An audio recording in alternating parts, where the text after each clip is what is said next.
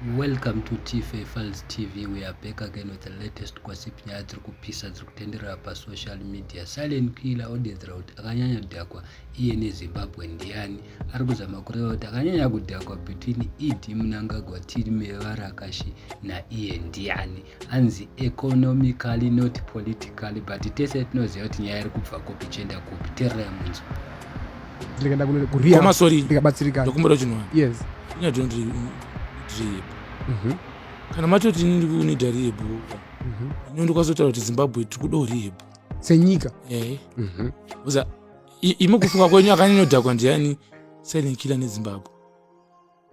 Iyo ungatitsanangurire uri kuona. Andikukubvunza imimi Ipapa nyatso paziya. ini tichidhako wani vandangobvunza kuti economically not politically don't take it personal, Right. but imatondipindawo personal wani mazvona because apapa yanyaya yekuti silent killer nenyika dzanyaya dzechi dzenyika dzenyika ndiri kubabata. nyika haifi yakatongwa nemasaladhi kana kuti haifi yakatase ende inotovakwa nechi neve nevayo ngati zvikanzi pane vanhu vadaiswa murihebu silent killer kana Zimbabwe yanotanga.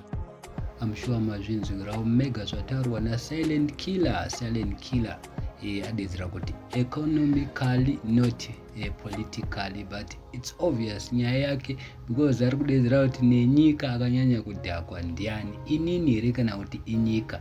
Economically not politically, but it's obvious ari kuzama kutaura kuti politically zvese neeconomically zvakadhakwa zvese. Saka mungauye munudza kuti ndakadhakwa inini ndofanira kuenda kurehabhu muchikanganwa kuti iyo nyika pachayo yakadhakwa because iri kutongwa nana Idi Timi Varakashi ZANU-PF, vanhu vakadhakwa. Saka musanditi ndakadhakwa, iyo nyika yakadhakiswa nana Idi Timi Varakashi.